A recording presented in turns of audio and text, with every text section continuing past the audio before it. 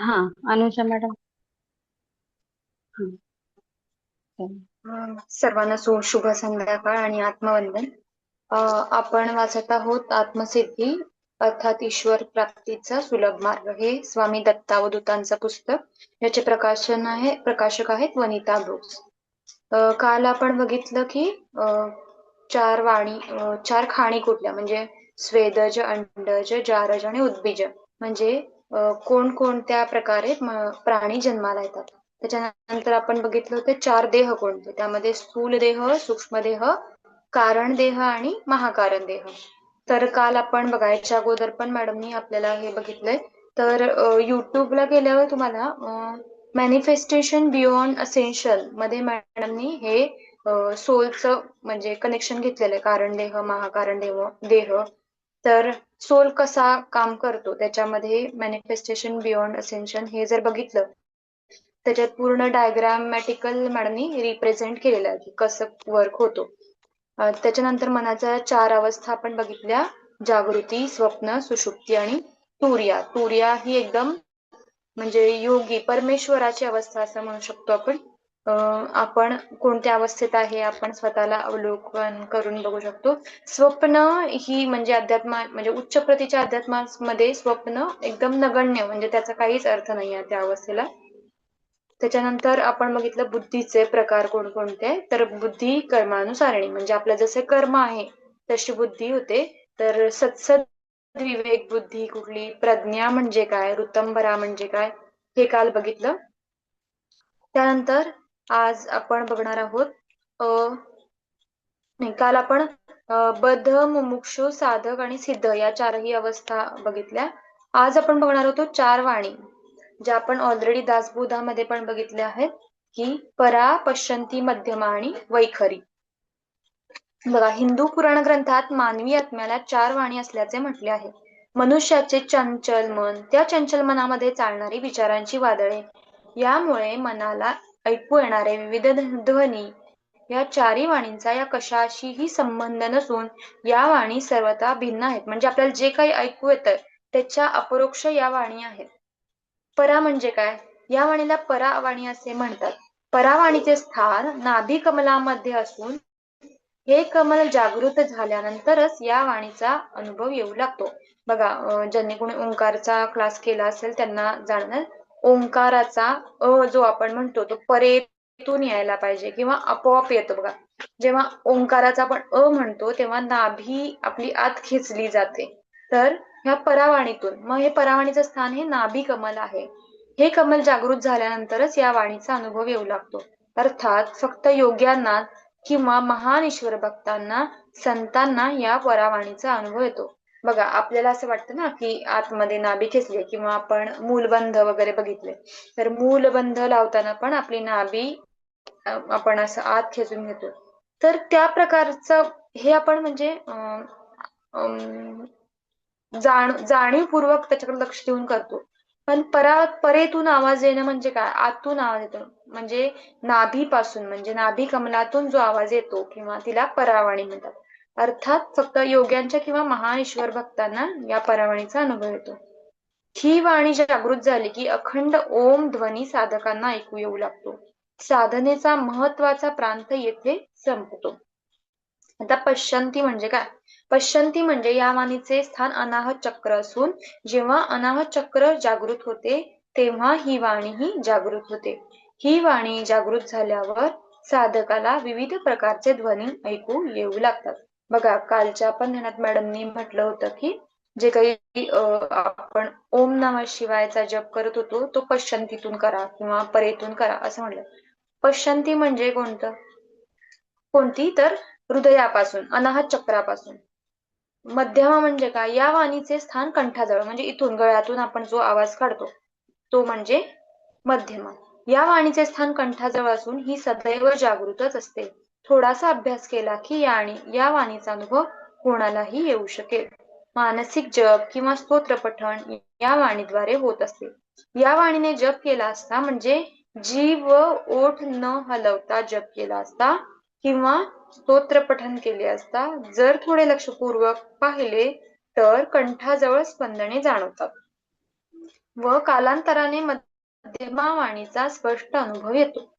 वैखरी वैखरी या वाणीविषयी सांगण्याची किंवा लिहिण्याची काही गरज नाही. वैखरी वाणी म्हणजे जिभेने बोलणे किंवा जीभ म्हणजे आपण जे आता बोलतोय ती म्हणजे आपली वैखरी. तर 4 प्रकारच्या वाणी आहेत: परा, पश्यंती, मध्यमा आणि वैखरी.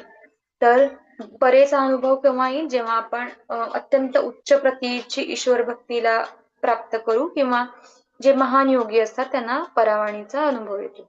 नंतर पश्यंती म्हणजे आपल्या अनाहत चक्रापासून जो नाद येतो बघा. जेव्हा आपण हृदय ध्यान करतो किंवा प्रेम प्रकाश पाठवतो हृदयापासून, तेव्हा जे व्हायब्रेशन्स आपल्याला अनाहत चक्राजवळ जाणवतात ती म्हणजे आपली पश्यंती वाणी. आणि मध्यमा म्हणजे आपलं कंठास्थळ, जे की आपण बघा पुस्तक हातात घेतो, तोंड जीभ न हलवता मनातल्या मनात जे म्हणणं म्हणतो आपण, ते म्हणजे मध्यमा. आणि जे आपण आता तोंडाने बोलतो ते म्हणजे वैखरी. आता वाणी कशी जागृत करायची याचा अभ्यास बघा. प्रथम वैखरी वाणीने म्हणजे जिभेने जप करण्याचा अभ्यास करावा. बराच काळ असा अभ्यास केल्यानंतर आपल्याला अनुभव येतो की जप आपोआप चालू आहे. ओठ व जीभ न हलवता आपण जप करू शकलो म्हणजे स्तोत्र पठण होऊ लागते. नंतर आणखी अभ्यास झाल्यानंतर तो पश्यंती वाणीचा जातो व परमेश्वराची कृपा झाल्यानंतरच तो जप परावाणी उतरतो. मानवी प्रयत्नाने पश्यंतीपर्यंत पोहोचणे शक्य आहे, परंतु सर्वसाधारण मनुष्य मध्यमा वाणीपर्यंत जाऊन पोहोचतो. पश्यंती वाणीत जप, नामस्मरण, स्तोत्र पठण उतरवण्यासाठी अत्यंत जागरूकता हा गुण अंगी यावा लागतो. जो सदैव जागरूक असतो असा मनुष्य पश्यंती वाणीपर्यंत पोहोचू शकतो. सर्व कामकाज करतानाही त्याचे लक्ष अंतरंगात चाललेल्या जपाकडे असते. पश्यंती वाणीमध्ये जप 24 तास चालू राहतो. या साधकाला काहीही करावे लागत नाही, फक्त लक्ष ठेवायचे असते. चंचल मन साधकाला सदैव फसवण्याचा प्रयत्न करते. याकरता जागरूकता हवी. अनेक वर्षे जागरूकतेने पश्यंती वाणीचा अभ्यास केल्यानंतर हुंकार केल्याप्रमाणे नाभीतून आवाज येऊ लागतात. साधकाला हा आवाज सुरुवातीला थोडा अस्वस्थ करतो, परंतु ज्या साधकाला या विषयाचे ज्ञान आहे असा साधक अस्वस्थ न होता त्या आवाजाकडे लक्षपूर्वक पाहण्याचा प्रयत्न करतो. तेव्हा त्याच्या लक्षात येते की तो ओंकार ध्वनी आहे. ही गोष्ट लक्षात आल्यानंतर तो आणखी एकाग्रतेने तो ध्वनी ऐकण्याचा प्रयत्न करतो. तेव्हा त्याला स्पष्टपणे ओम असा ध्वनी ऐकू येऊ लागतो. यावर लक्ष केंद्रित करून साधक जेव्हा साधना करीत राहतो तेव्हा त्याला ध्यानामध्ये ओम स्पष्टपणे दिसू लागतो. ध्यानावस्थेत दिसणाऱ्या या ओमवर साधक आपले लक्ष केंद्रित करून त्या ओमला आपल्या हृदयात स्थापन करतो.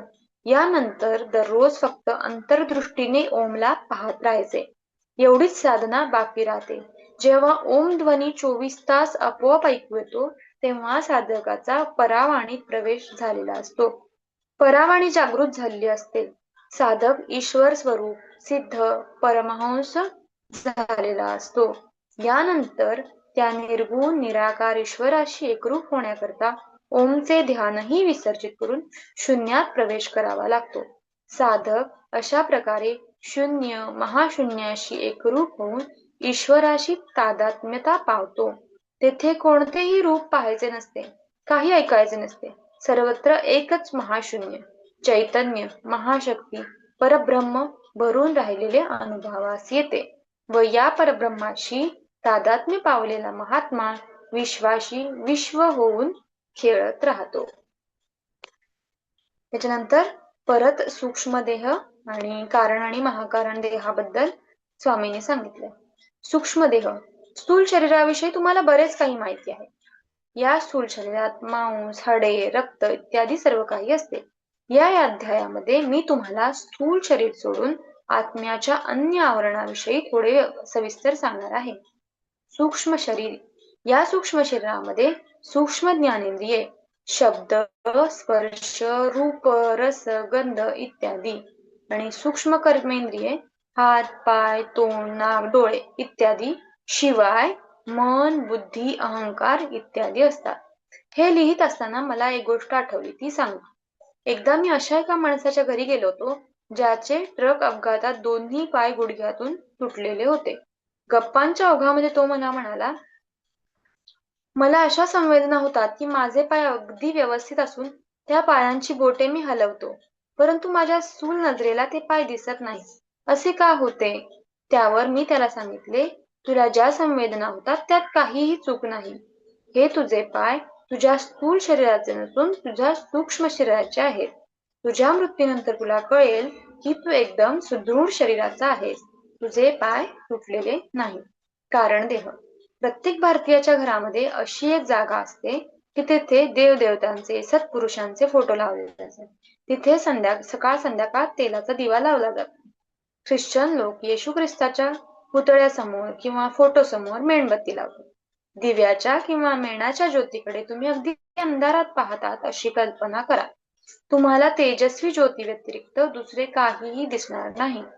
कारण देह तसाच दिसतो, परंतु कारण देह दिव्याच्या ज्योतीपेक्षा हजारो पटीने तेजस्वी असतो.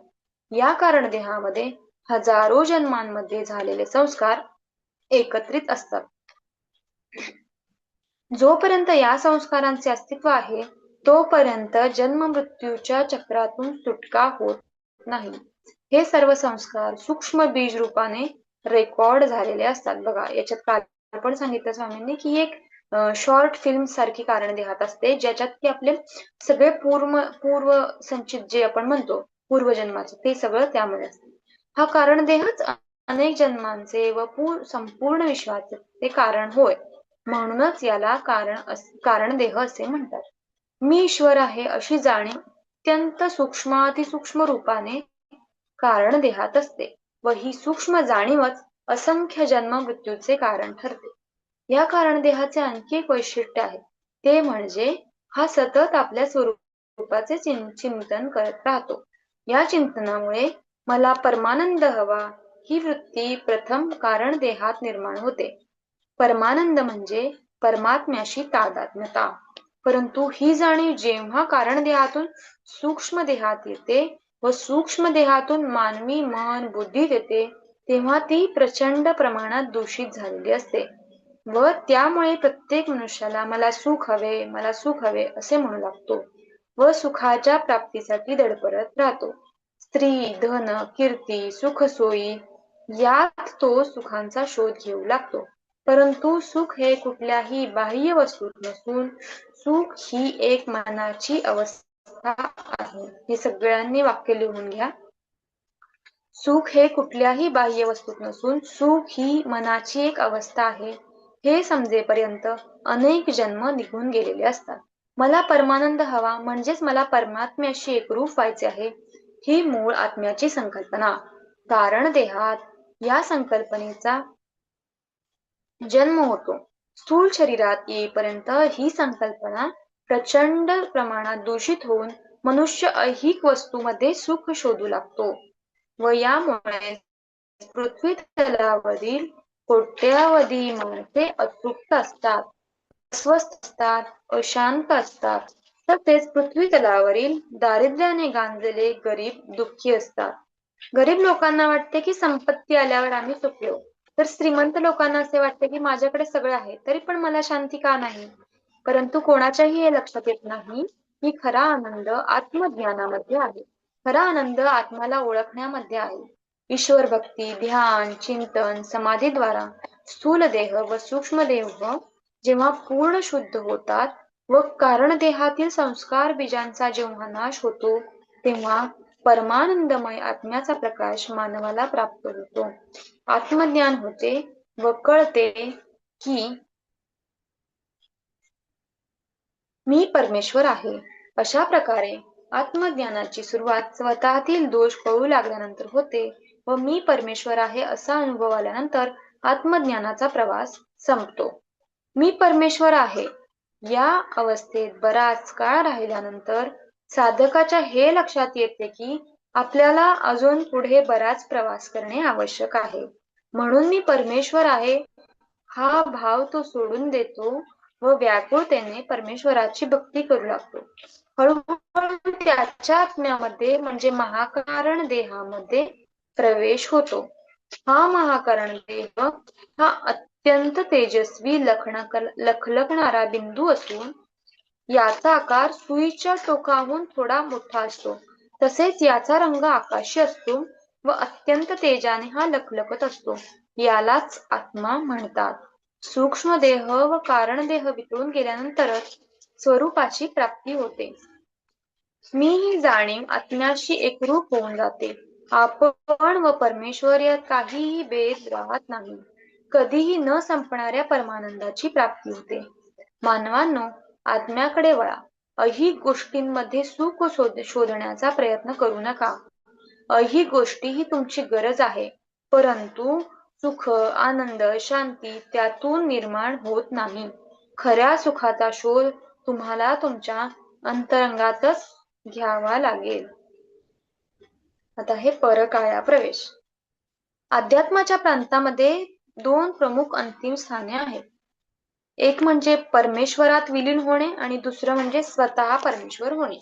ज्याप्रमाणे आपण एक ग्लासभर पाणी समुद्रात टाकले असता ते पाणी समुद्राशी एकरूप होऊन जाते, त्याचप्रमाणे आत्मा परमात्म्याशी एकरूप होतो.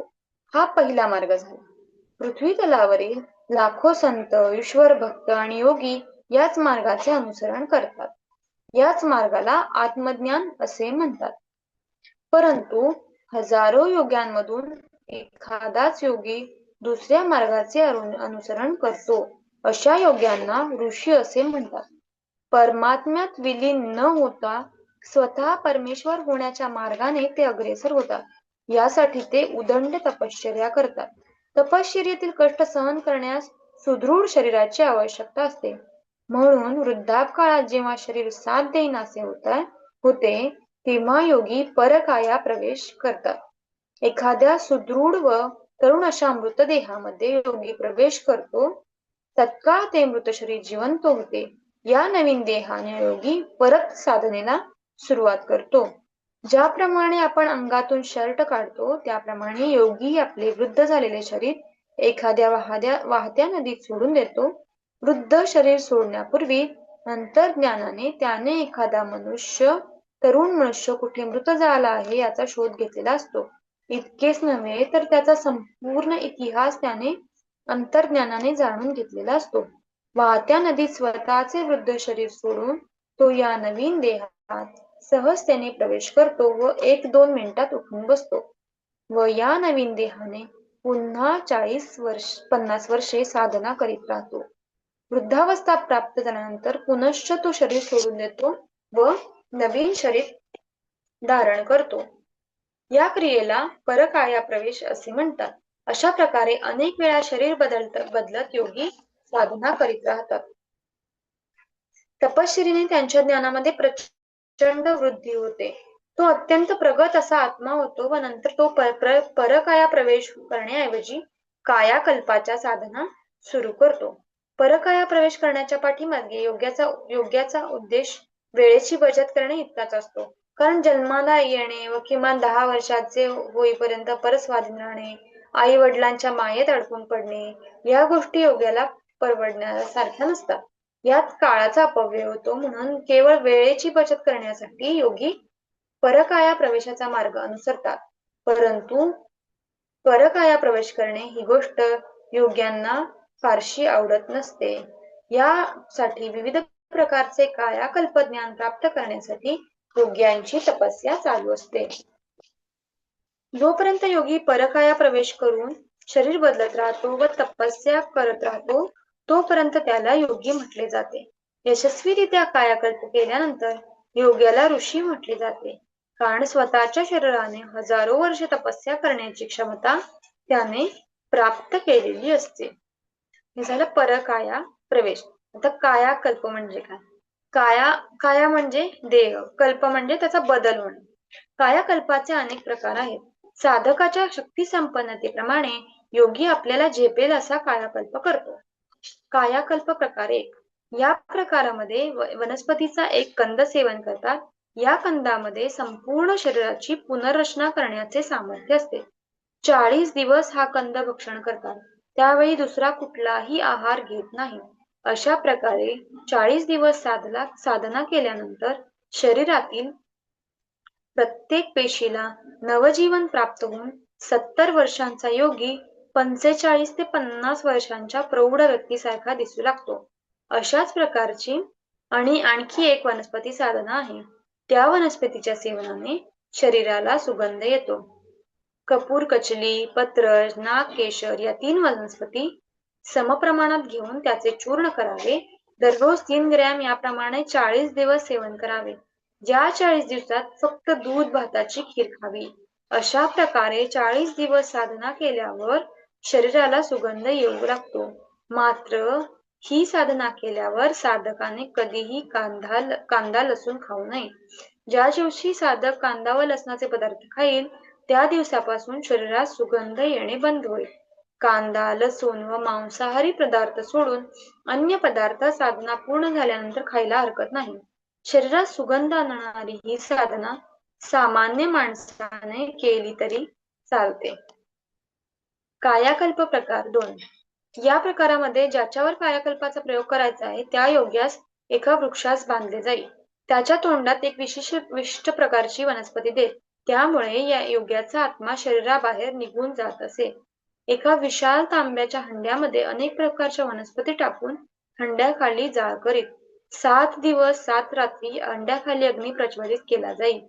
त्यानंतर एका मोठ्या हौदामध्ये ते रसायन ओतून त्या रसायनामध्ये साधकाचे शरीर बुडवून ठेवी. जवळजवळ 40-45 दिवस अशा प्रकारे शरीर बुडवून ठेवले जाईल. या कालावधीमध्ये जुन्या शरीराचे विघटन होऊन नवीन देह तयार झाल्यानंतर योग्याच्या तोंडात ठेवलेली मुळी म्हणजे जी वनस्पती ती काढली जाईल. तत्काळ त्या देहामध्ये प्राणसंचार होऊन नवीन देहाने युक्त योगी नवजीवन प्राप्त करून पुढील तपस्या करायला सिद्ध होत असे. कायाकल्प प्रकार 3. कायाकल्प प्रयोगाच्या पूर्वीच्या 2 प्रकारांप्रमाणे या 3ऱ्या प्रकारातही वनस्पतींचा उपयोग केला जातो. या प्रयोगातील वनस्पती या अत्यंत विषारी असतात. इतक्या उग्र स्वरूपाच्या असतात की त्यांचा रस प्राशन केल्यानंतर किंवा अंगाला लावल्यानंतर शरीरातील हाडाचेही द्रवीभवन होते, म्हणजे शरीरातील हाडे विरघळतात. अशा प्रकारे उग्र व विषारी वनस्पती सेवन करतात व याच वनस्पतीचा जाड थर योगी आपल्या अंगाला लावतात. कालांतराने योग्याचा देह एक मांसाचा अंडाकृती गोळा बनतो. सूर्याच्या किरणांमध्ये तापून हा गोळा कडक बनतो. असाच काही काळ जातो. एक दिवस हे विशाल अंडे म्हणजे तो सुकलेला मांसाचा गोळा फुटतो व त्यातून 2 वर्ष वयाचे एक मूल बाहेर येते. योग्याचा कायाकल्प प्रयोग येथे संपतो. कायाकल्प प्रयोगामुळे योग्याचा मूळ देह नष्ट होऊन 2 वर्षांच्या लहान बालकाचा देह जरी योग्यास प्राप्त झाला असला तरी योग्याचे ज्ञान व सामर्थ्य पूर्वीप्रमाणेच कायम असते. या नवीन देहाने तो तपश्चर्या करू लागतो. कायाकल्प प्रकार 4. हिमालय तसे भारतातील काही पर्वतांमध्ये फार प्राचीन काळापासून महाऋषी तपस्या करीत आहेत. एखाद्या भाग्यवान व्यक्तीस अशांपैकी एखाद्या ऋषींचे दर्शन होण्याचे भाग्य प्राप्त होते. अशा महाऋषींनी देवकल्प महाऋषी असे म्हणतात. याचे कारण म्हणजे स्वर्गातील देवदेवता सुद्धा कोट्यावधी वर्षानंतर परमतत्वात विलीन होतात, परंतु हे देवकल्प महाऋषी अब्जावधी वर्षानंतरही स्वेच्छेने शरीर धारण करून तसेच राहतात. यांचे देह चैतन्यमय असतात, अब्जावधी वर्षांचे असतात. यांना कायाकल्प करण्याची आवश्यकता नसते, परंतु काही कारणाने किंवा सृष्टीतील जीवनतत्वाला जीवन देण्यासाठी म्हणून जर यांना देहत्याग करायचा असेल व नवीन चिन्मय देह धारण करायचा असेल तर ते पुढील प्रक्रियेचा अवलंब करतात. त्यांच्या देहातून दिव्य देहधारी 5 फणांचा एक नाग बाहेर येतो. या नागाची अग्नीमध्ये ते ऋषी आहुती देतात. याद्वारे समस्त सृष्टीमधील मानव जातीमध्ये आध्यात्मिक जिज्ञासा, ईश्वर भक्ती, देवभोळेपणा, श्रद्धा व सद्गुण यांची वाढ होऊन सृष्टीतील मानव जातीला आत्मविकासाच्या दिशेने पुढे ढकलले जाते. 5 फणांचा नाग हा स्थूलधारी नसतो, तर तो वायुरूप असतो, तेजोमय असतो. अशा या तेजोमय वायुरूप शेष शक्तीचे पृथ्वीरूप अग्नीमध्ये हवन केले जाते व समस्त पृथ्वीचे तेज वाढवले जाते. अशा प्रकारे ते महाऋषी त्यांच्या तपश्चर्येद्वारे निर्माण झालेली शक्ती पृथ्वी मातेला दान करतात. त्यानंतर शिवस्वरूप असा त्यांचा देहही अग्नी स्वरूप धारण करून भस्मीभूत होतो. या अग्नीतून 16-17 वर्षांचा एक युवक प्रकट होतो. अशा प्रकारे आपल्या सर्वस्वाचे दान करून नवीन देह प्राप्त करून महायोगी पुनश्च तपश्चर्येला आरंभ करतात. भारतातील गिरिकंदरातून लाखो वर्षापासून तपस्या करीत राहणारे ऋषी आजही आहेत, परंतु फारच थोडा भाग्यवान लोकांना त्यांचे दर्शन मिळते. हे कुठल्याही क्षणी कुठलेही रूप धारण करू शकतात. पृथ्वी तलावरील मानवाच्या प्रार्थनेला हे प्रतिसाद देतात.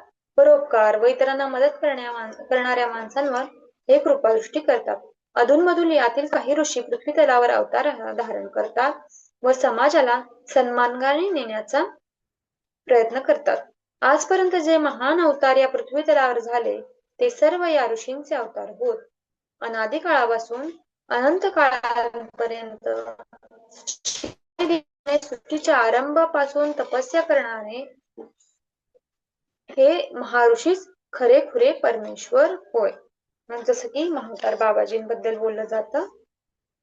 तर असे महापुरुष असतात की ते म्हणजे मानवी शरीर धारण करूनच असतात आणि ते जे पृथ्वीवर काम करत असणाऱ्या म्हणजे चांगलं काम करत असणाऱ्या लोकांना सहकार्य करतात, तसं त्यांच्या प्रार्थनांना उत्तर देतात. बघा इथं हे आत्मसिद्धी हे पुस्तक समाप्त झालंय. स्वामी दत्तावधूतांनी एक बॉक्स दिलाय आणि त्याच्यामध्ये असे 3-4 पॉइंट दिले. तर त्यांनी त्याच्यात सांगितलंय की लोकांची दुःखे दूर करा, ईश्वर शक्ती सदैव तुमच्या जवळ आहे, काळजी नको, लोकांचे अश्रू पुसलेत तर तीच माझी खरी सेवा, लोकांना ईश्वर भक्तीला लावा, त्यात सारे काही आले. भुकेलेला मनुष्य जर दिसला तर तो देवच तुमच्या समोर आला आहे असे समजून त्याला पोटभर जेवण द्या. इतकेच नव्हे तर पशु पक्षी प्राणी इत्यादींना पोटभर खाऊ घालणे हे महान पुण्यकर्म आहे. गरिबांच्या मुलामुलींना शिक्षण देणे, गरीब मुलामुलींची लग्ने करून देणे हे अत्यंत पुण्याचे कार्य आहे. मानवता हाच मानवाचा खरा स्वभाव असून मानवता या एका शब्दामध्ये दया, क्षमा, शांती, करुणा, अहिंसा, प्रेम, परोपकार व ईश्वर भक्ती इत्यादी सर्व गुणांचा समुच्चय झालेला आहे. परोपकारार्थम इदम शरीरम, ईश चिंतनार्थम इदम मनः, विवेकार्थम इदम बुद्धी, ब्रह्मज्ञानार्थम जीवनम. याचा अर्थ असा आहे, शरीर हे परोपकार करण्यासाठी आहे, मन ईश्वराच्या चिंतनासाठी आहे, बुद्धी हे चांगले काय व वाईट काय याचा विचार करण्यासाठी आहे आणि जीवन हे ब्रह्मज्ञानाच्या प्राप्तीसाठी आहे असं स्वामी म्हणतात. बघा हे खूप छोटस पुस्तक होतं पण याच्यातून खूप छान माहिती मिळाली जे की आपण याच्या अगोदर शिकलेलो आहोत. त्याची एक रिव्हिजन म्हणू शकतो आपण. जसं स्वामींनी सांगितलं की जर आपल्याला ईश्वर म्हणजे 2च रूपात आपण शकतो, एक तर आपण ईश्वरात विलीन होऊ शकतो किंवा आपण स्वतः ईश्वर होऊ शकतो. पण ह्या 2 गोष्टी होण्यासाठी जी साधक अवस्था आहे ती आपल्याला पहिल्यांदा पार करावी लागेल आणि आपण साधक म्हणून आपल्याला ज्या ज्या अडथळे किंवा ज्या ज्या अडचणी येतात त्या पण स्वामींनी सांगितल्या, त्याच्यावर उपाय काय करायचे तेही सांगितले. तसंच बघा जे देह सांगितले 4 देह, सूक्ष्म स्थूल देह तर आपल्याला माहिती आहे सूक्ष्म देह, कारण देह आणि महाकारण देह. कारण देह म्हणजे जसं मॅडमनी काल सांगितलं ती चित्त बुद्धी. जर आपलं चित्त शुद्ध असेल तर आणि कारण बुद्धीमध्ये बघा आपलं पूर्वसंचिताचं जे जे सगळं बीज आहे ना ते कारण देहात असतं. तर आज जे आपण वाचलं त्याप्रमाणे कारण देहामध्ये आपण जे मागचं काही घेऊन आलोय, जे जे जन्म घेतले त्या जन्मात आपण जे कर्म केलंय त्याचं जे सगळं संचित आहे ते कारण देह. कारण देहच आपल्याला पुढील म्हणजे जन्म मरणाच्या फेऱ्यात जाण्यासाठी कारणीभूत आहे. तर हे कारण देहाचं म्हणजे तिथून आपल्याला कसं सुटायचं, तर पहिल्यांदा आपली चित्त शुद्धी करायला पाहिजे.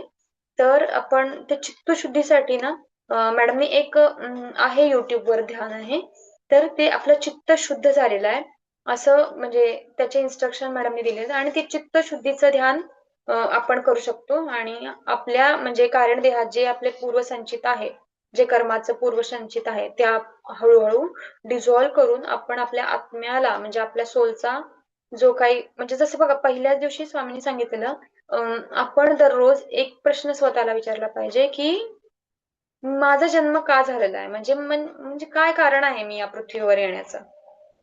हे आहे का की स्वयंपाक करणं, भांडी घासणं किंवा हे संसार करणं हे आपल्या सोलचं हे म्हणजे डेस्टिनी आहे का? नाही. तर आपल्याला दररोज या म्हणजे आपल्या आत्म्याचा जे काही प्रवास आहे किंवा आपल्या आत्म्याचं जे काही डेस्टिनेशन आहे ते आपण दररोज आपल्या ध्यानात प्रश्न विचारून मिळवू शकतो. जसं की फॉर एक्झाम्पल सांगायचं झालं तर एखाद्याच्या आत्म्याचं सोल पर्पज असतं. म्हणून तर बघा त्यांनी एक उदाहरण देऊन सांगितलं की काही काही ज्योतिषी ना म्हणजे मुलाची कुंडली बघूनच सांगतात की हा मुलगा डॉक्टर होणार. तर ते कशावरून सांगतात? तर डॉक्टर होणार ऍक्च्युली त्याचं पूर्वसंचितच असं असतं की त्याला या जन्मात येऊन रोग्यांची सेवा करायची असते म्हणून डॉक्टर होणार. म्हणून तो मुलगा पण लहानपणापासूनच बघा काय म्हणतो मला डॉक्टर व्हायचंय त्या दृष्टीने प्रयत्न करतो आणि तो डॉक्टर होतोही. म्हणजे काय झालं ते या जन्मातलं त्याचा सोलचा प्रोग्राम होता तसा. आणि प्रत्येकालाही बघा कधी कधी म्हणजे सांगायचं झालं ना काही काही लोक असतात किंवा मी माझं स्वतःचं उदाहरण देते की पूर्ण म्हणजे या वयाच्या एका अंतरापर्यंत आल्यानंतर स्वतःलाच माहित नसतं की आपलं करिअर कुठपर्यंत आहे किंवा कुठल्या क्षेत्रात आपल्याला जायचंय. त्यामध्ये काही काही लोक मध्ये मध्ये आपलं चेंज करत राहतात करिअर. तर हे कशामुळे होतं? कारण त्या सोलची तशी रिक्वायरमेंट असते की ते त्यांना त्या ह्याच्यातून जसं की त्या प्रोफेशन मधून ते त्यांना लर्न करायचं असतं. जसं की फॉर एक्झाम्पल टीचर झालं ही तर त्या छोट्या मुलांमधून किंवा आपण ज्या मुलांना शिकवतोय ना त्यांच्यामधूनच आपल्याला शिकायचं असतं. म्हणून आपण त्या प्रोफेशन मध्ये जातो. किंवा हो ना थोडासा मोठा झालाय म्हणजे शिलाई नंतर शेवटचा या म्हणजे बुजे ना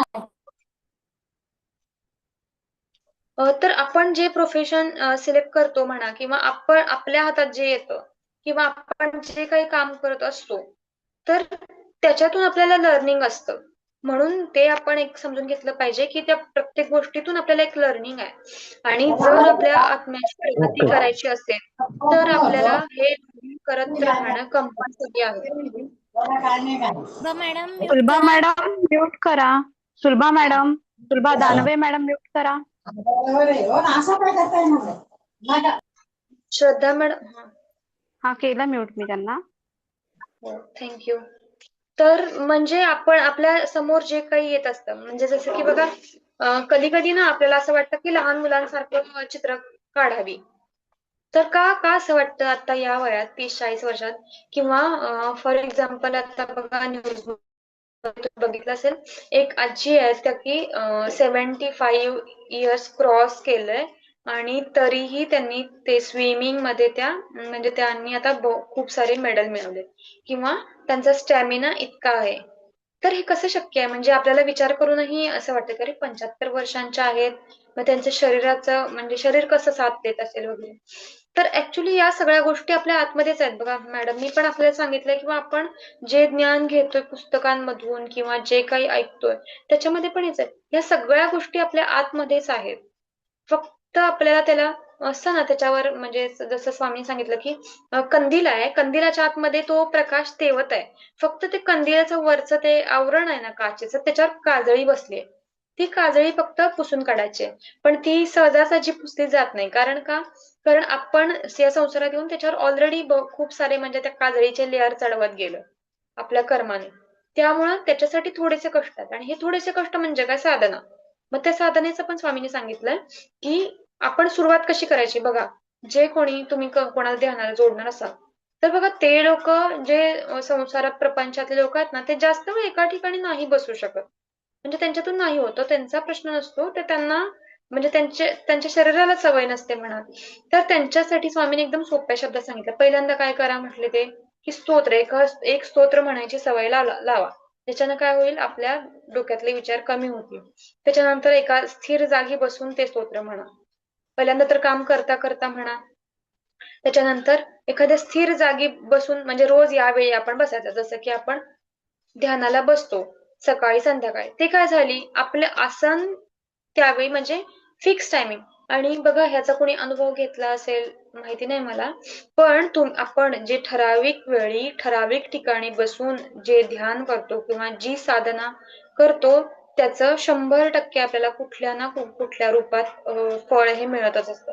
जे की तुमच्या म्हणजे संसार प्रपंचामध्ये असो किंवा आपल्या आत्मिक प्रवासासाठी पण ते काम करत राहतं. जसं की फॉर एक्झाम्पल आपण आपली एक ठराविक ची जागा असते, ध्यानाची जागा असते किंवा आपलं असं असतं. आपण दुसऱ्या ठिकाणी गेलो की बघा, शक्यतो म्हणजे माझं तरी असं ध्यान लवकर लागत नाही. तर ती जागा काय झाली असते, ती जागा सिद्ध झालेली असते. म्हणजे काय होतं, सारखं सारखं साधना करून करून त्या जागेला, त्या आसनाला एक शक्ती प्राप्त झाली असते असं म्हणू शकतो आपण. आणि त्यामुळे तिथं बसलं की बघा, आपण आपल्या ध्यानाच्या जागेवर बसलं की पटकन डोळे बंद केले की आपलं ध्यान लागतं. हे कशामुळे होतं? जसं की बघा, मूल जन्माला आल्यावर आपण त्याला जसं की ते लिहायला वाचायला शिकत असतं. तर पहिल्यांदा त्याला एबीसीडी किंवा काही लिहिणं शिकणं ते थोडं अवघडच जातं. पण बघा, एकदा पहिलीत त्यानं थोडंसं शिकलं, त्याला हात वळवायला थोडं जड जातं. पण 5वी 6वीत गेल्यावर त्याला काही वेगळं कष्ट घ्यावे लागतात का लिखाण करण्यासाठी? नाही. तसंच आपल्या साधनेचं आहे. एकदा आपण आपल्या शरीराला आणि स्वामींनी पण हेच सांगितलंय की साधना अवघड अजिबात नाहीये.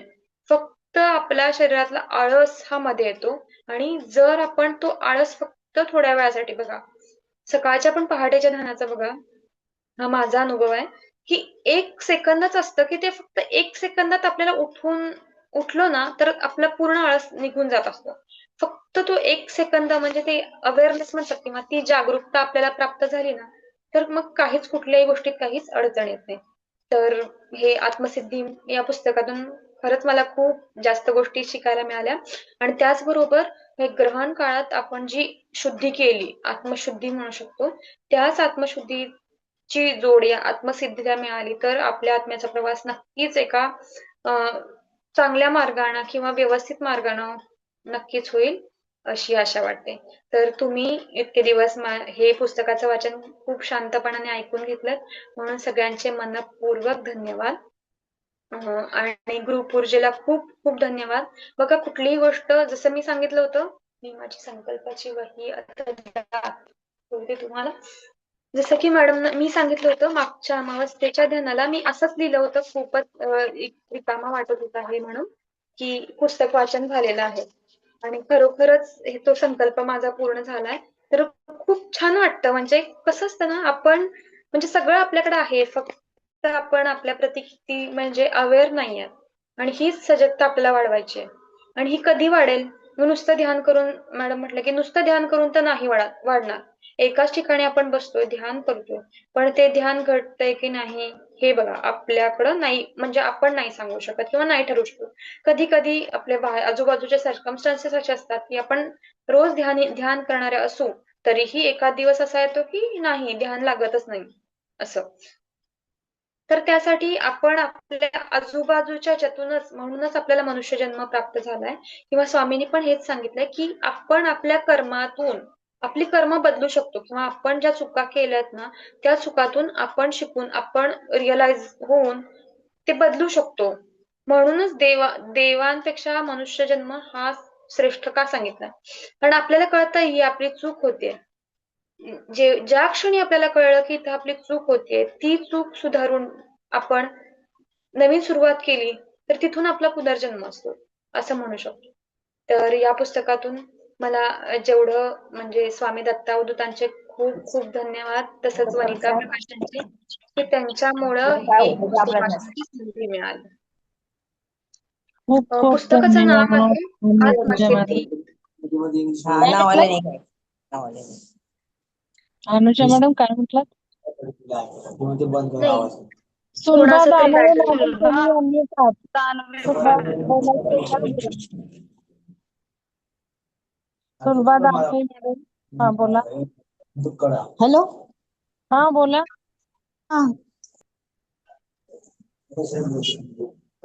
सुलभा मॅडम अनम्यूट आहात तुम्ही, काल तुम्हाला मी काढून टाकलं ना. ऐकायला येत नाहीये मला इथे जरा. तुम्ही काल होतात का कार्यक्रमात? काल हॅलो. मी तुम्हाला काढून टाकलं मीटिंग हा मधनं. हा, नाव टाकायला सांगितलं होतं ना, तर मला हो काही जमलं नाही पण म्हणून आता बोलायला unmute सांगितलं का होतं. आहेत, बोलायचंय का तुम्हाला? तुम्ही अनम्यूट आहात, बोलायचंय का तुम्हाला? चुकून झालं बहुतेक त्यांच्याकडून. ठीक आहे. अजून कोणाला बोलायचंय का? तर अनुजा मॅडमनी खूप सुंदर सांगितलं. मला शेवटचेच 5 मिनिटं ऐकायला मिळाले. मी बाहेर आहे घराच्या. तर बघू रेकॉर्डिंग ऐकेलच. तर खूप छान सांगितलं तुम्ही. धन्यवाद अनुजा मॅडम. आणि संकल्प लिहिला तुम्ही. बघा म्हणजे मॅडमना पहिली गोष्ट दुसऱ्यांच्या सेवेसाठी संकल्प लिहावा वाटला, ही पहिली गोष्ट. आणि दुसरं ते करून घेतलं ऊर्जेने. आणि तिसरी गोष्ट आता काय काय होईल ते बघा तुम्ही इथून पुढं. जसं श्रद्धा मॅडमने जी क्लिप पोस्ट केली ते तुम्ही ऐका आणि तुम्ही पण ते निरीक्षण करा. 8 दिवस तरी इफेक्ट राहतात. आणि या 8 दिवसात कार्यक्रम घ्यायचा सुरुवातीपासून काय काय घडलं आपल्या आयुष्यात, काय काय ऊर्जेमुळे झालं, आणि इथून पुढचे 8 दिवस हे निरीक्षण टिपा. म्हणजे अजून अजून त्या ऊर्जा तुम्हाला द्यायला येतील. तर हे महत्वाचं आहे सगळ्यात. तर खूप छान. धन्यवाद. पुस्तकही छानच होतं. तर अजून बरेच पुस्तकं आहेत स्वामी दत्तावतांचे. लोकांना सांगतेय मी, तुम्ही आणा वाचायला घ्या. कारण मी पिरॅमिड मध्ये बरेच देतीये. लोक घेऊन जातात, स्वतःही वाचत नाही. वाचण्याचा कार्यक्रम तर दूरच. स्वतःच नाही वाचलं तर काय कार्यक्रम होणार. बरं मी खूप वेळा सांगते की आपलं वाचन होत नाही तर आपण कार्यक्रम अनाऊन्स करून टाकायचा, म्हणजे तरी वाचलं जातं. त्या निमित्ताने आपोआप वाचलं जातं. पण मग आपणच निश्चय नाही केला कार्यक्रम घ्यायचा, मॅडम सारखा संकल्प नाही केला, तर कसं होणार नाही का? तर ते प्रयोग करून मी बघितले. आणि खूप दिवस पुस्तकं पडीक असतात तुमच्याकडे. तर असं असू नये. पुस्तक वाचनाला चालना मिळावी म्हणून आपण हा खरं कार्यक्रम ठेवलाय. आणि प्रत्येक पुस्तकातलं आपण सगळं सांगायचं नाही असंही ठरवलं की तुम्ही जावं बाजारात, पुस्तक घ्यावं आणि पुस्तक वाचावं. हे सुद्धा मोटिवेशन आपला ऑब्जेक्टिव्ह आहे. ते पुस्तक वाचन तुम्ही पण त्या पुस्तकाचं करावं. तर धन्यवाद सगळ्यांना. अजून कोणाला काही बोलायचं आहे का? कोणाला काही मॅडम मला एक सांगायचं विचारायचं होतं आहे? की तुम्ही ते श्रीएमची पुस्तकं घेतली आहेत ना 3, त्याचं हो, कधी वाचन असणार आहे ते विचारायचं होतं. ते तुम्ही या आता पिरॅमिडला घेऊन जा आणि हो वाचा नक्की. तुम्ही. तुम्हाला मी म्हंटल की भाग अजून 4ला या. भाग 3 झालाय का हो तुमचा? मॅडम मग 3 भाग 4, झालाय. मॅडम 4 भाग भागासाठी 4 मला रिक्वेस्ट मी करायची होती की विचारलं की तुम्ही मे ऐका. भाग महिन्यामध्ये 4 आता ऐका. भाग 4 मी वर्षा मॅडम साठी कॅन्सल केला. म्हणजे वर्षा मॅडम साठी प्लॅन केला होता, तो काही झाला नाही. म्हणजे खूप वेळा अडचणी आल्या. मी ऍक्च्युली त्यांच्यासाठी खूप खूप प्रयत्न केला दोघी तिघींसाठी घेऊ, पण नाही ऊर्जेने घडलं. तर आता ज्यांना करायचंय त्यांनीच सांगावा कधी ठेवावा. तर ते बघा. आणि त्यावेळेला तुम्ही आला की घेऊन जा तिसरी एमची तिन्ही पुस्तकं. तुम्ही वाचू शकता, कार्यक्रमही घेऊ शकता. तर ते बरंच होईल. नूतन मॅडमशी जरा बोलते मी, तसं त्या आता येतील ते मे महिन्यात मुलांना सुट्ट्या असतात त्यावेळी. हा तुम्ही त्यावेळी बघा मॅडम नक्की ते. जमेल मे इव्हन महिन्यात. अजून एक हो. बघा. अजून एक मी सांगते. आपण आता शिबिर ठेवलंय ना 20-21. पण तुम्हाला जर मे महिन्यात शक्य हा. होणार असेल तर आपण त्यावेळेला असं करू, शिबिरही पुढे घेता येईल. आणि पण कार्यक्रमाला तुम्ही येऊ शकता नंतर 2 दिवस, कारण ते कोर्सेस 2 दिवसाचे आहेत ना. मग ते तुम्ही ठरवून प्लॅन केलं तरी हा. चालणार. तसं मी आता भाग 1-2 घेणारच नाही. 2 बघू, पण भाग 1 नाही आता परत घेणार 8 तारखेनंतर. तर तुम्ही प्लॅन करू शकता भाग 4. आणि त्यावेळेला पुस्तक उलट मी तर म्हणतीये आता यादीच पोस्ट करावी आणि तुम्ही सांगा कुठली पुस्तक तुम्ही वाचू शकता, इंटरेस्ट आहे. कारण एवढी पुस्तकं आपण घेऊन ठेवली आणि मग ते वाचन होत नाहीये तेवढं. म्हणजे एकेकाचं सुद्धा वाचन होत नाहीये. पिरॅमिड मध्ये आणि मॅडम खूप छान पुस्तकं आहेत सगळी. जसं की ती मृत्यूवरची जी पुस्तकं आहेत हो, ना, ती म्हणजे हो. त्यात अगाध ज्ञान सरश्रींची आहे. सगळी घ्यायची मी. तर सरश्रींची नाही का घेतली? सरश्रींचं मॅडम ते मृत्यू वाचलं. हो मी ते वाचलंय. ते एक वाचायचं राहून गेलंय पुस्तक. खरं खूप सुंदर पुस्तक आहे ते. हो. तर ते सरश्रींची त्यासाठीच घेतली होती, कारण त्यांची लँग्वेज सोपी आहे, सोपी भाषा. सगळ्यांना कळू शकते. आता श्रीएमचं माहिती नाही कितपत आहे लँग्वेज, मी नाही वाचलं अजून. पण माझ्या वाचनाच्या लिस्ट मध्ये बरीच पुस्तकं आहेत आधी अजेंडा. तर त्यामुळे श्रीएम मी काही एवढं वाचायचं नाही ठरवलं. ते तुमच्यासाठीच घेतले मी. ऍक्च्युली सुषमा आले मॅडमला म्हटलं होतं, कारण त्यांची पण तंतन चालू असते, काहीतरी करू देत, मला काहीतरी करायची इच्छा असते त्यांना. म्हणून मग मी त्यांना मध्ये डोनेशन द्यायचं होतं. तर मी त्यांना म्हटलं असं करा, तुम्ही ती श्रीएमची पुस्तकं आणा आणि तुमच्याकडे राहू द्या तर तुम्ही कार्यक्रमही करा, पण त्या जॉब करतायत ना, त्यामुळे त्यांचं हेक्टिक चालू आहे. त्यामुळे मग शेवटी मीच आणली पुस्तकं, त्यांनी पैसे दिले आणि मी आणली, असं झालं. ठीक आहे, चला, धन्यवाद मॅडम. आता आपल्याला सुजाता मॅडम उद्या रिव्हिजन घेणार आहे? एक महत्वाचं सांगायचं राहिलंय की आता नूतन मॅडम पिरॅमिडचं पुस्तक सुरू करतायत, त्या बहुतेक सोमवारी म्हटले ना नूतन मॅडम, का उद्या घेणार आहे शुक्रवारी? हो मॅडम, सोमवारी घेते मी. पूजा मॅडम, बरं राहू दे, ऐका, पिरॅमिडचं पुस्तक नूतन मॅडम सुरू करतायत, पण असं मला नूतन मॅडम म्हटल्या की त्या पुस्तकात पिरॅमिड कसा करायचा आहे ते पण घेऊ. म्हटलं काय पुस्तक घेऊन उपयोग नाही ना, मग त्यापेक्षा आपल्या निलिमा मॅडम आणि अर्चना सोनसळे मॅडम, निलिमा दैन मॅडम, या दोघी जणी पिरॅमिड कसं करायचं शिकवतील. आणि मग हे आधीच आपण केला पिरॅमिड, तर ज्यांच्याकडे नाहीये पिरॅमिड त्यांना उपयोग होईल, पुस्तकात ऐकेल, उपयोग तसा तसा त्या करतील. तर त्या दोघी मला हो म्हटल्या, तर त्या दोघी बघू उद्या घेतायत का. चालेल मॅडम. मी म्हंटल एक सगळ्यांना कोणाला माहितीये बघा, जाड पेपर आणायचं, पण आता शिकण्यासाठी आपण वर्तमानपत्राचे पेपर शिकवायला काय, मग नंतर तुमचा तुम्ही जाड पेपर आणून करू शकाल लगेच. तर असं अर्चना मॅडम आणि निलिमा मॅडम उद्या घेऊन टाका तुम्ही. अर्चना मॅडम कॅप शिकवतील आणि निलिमा मॅडम पिरॅमिड शिकवतील. आणि मोठा साईज घ्यायला लागलाय मी निलिमा मॅडमला, 2 फूट बाय 2 फूट, म्हणजे काय होईल, 1 फूटचं तर आपल्याकडे आहेच आहे कॉपरचं, 2 फूट केला ना आपण, तर आपल्याला त्याच्यात फळं भाजीपाला आता उन्हाळ्याचं नैसर्गिक आणि काही आपले आयुर्वेदिक औषधं असं काही ठेवता येईल आपण 2 फूटचा केला तर. म्हणून मग म्हटलं 2 फूटचा घ्या. चालेल तर मॅडम. आणि मग अर्चना सोनसळे मॅडम 1 फूटचा कॅप घेतील आणि 1 फूटचा कॅप डोक्यात बसते मग. तर हो. मग अर्चना सोनसळे मॅडम आहात का तुम्ही? हो आहे ना मॅडम. आपला तांब्याचा जो पिरॅमिड आहे त्याच मापाचा शिकवला तर चालेल की, तो बरोबर बसतोय कॅपचा. चालेल चालेल. हा, तो 1 फूटचाच आहे की नाही मला जरा सांगा. तो 20 10 बाय 10 आहे. 20 10 बाय 10 आहे सेंटीमीटर का? नाही, 20 सेंटीमीटरचा आहे तो बेस, खाली 19-20 सेंटीमीटर. हा, सेंटीमीटर, पण मग इंच 10 येतात त्याचे. हा चालेल. हा. 10 असेल, मी सेंटीमीटर मध्ये मोजलं. हा हा, ठीक आहे, बरोबर बरोबर आहे. साईज मला सांगा, किती साईड बाजू आहे? 1 फूट असेल ती जास्तीत जास्त, किंवा कमी असेल नाही त्याच्यात? नाही, एक फूट पेक्षा फुटला कमीच आहे. 1 कमी आहे. फूट आपलं 12 इंचाचा असतो ना, हा 10 इंचाचा आहे. हा, मग ठीक आहे. मग तो बसतो पण डोक्यात सगळ्यात, माझ्या बसतो की तुमच्या बसणार आहेत सगळ्यांच्या? मॅडम, तो वापर कॉपरचा आहे ना, तीच साईज आहे 10ची. आपला कॉपर